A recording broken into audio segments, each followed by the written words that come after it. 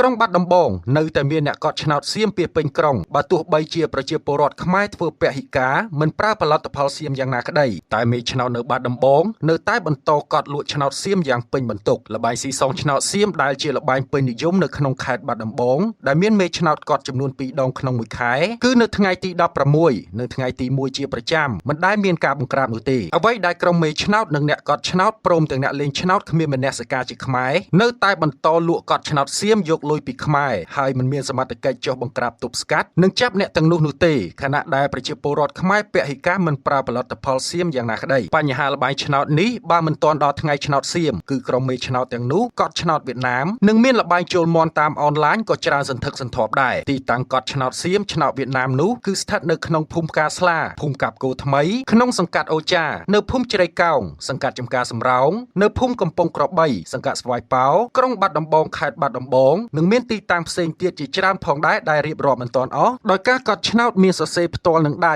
និងចេញពីប៊ុងម៉ាស៊ីនដោយមានសម្គាល់អក្សរសនៅលើកន្ទុយឆ្នោតតំណាងឲ្យឆ្នោតសៀមបញ្ហានេះសូមលោកលៀងវាសនាអភិបាលក្រុងបាត់ដំបងលោកពេជ្រសារ៉ែនអធិការក្រុងបាត់ដំបងជាពិសេសលោកឧត្តមសេនីយ៍តូដាញ់អេងមុនច័ន្ទស្នងការខេត្តបាត់ដំបងព្រមទាំងឯកឧត្តមសុកលូអភិបាលនៃគណៈអភិបាលខេត្តមេត្តាមានវិធានការចាត់កម្លាំងជំនាញស្រាវជ្រាវរោគមេឆ្នោតអ្នកកាងឆ្នោតអ្នកកត់ឆ្នោតនិងអ្នកចាក់ឆ្នោតទាំងនោះមកអនុវត្តតាមច្បាប់ផងព្រោះករណីទាំងអស់នេះកើតមានមកជាយូរយារណាស់មកហើយ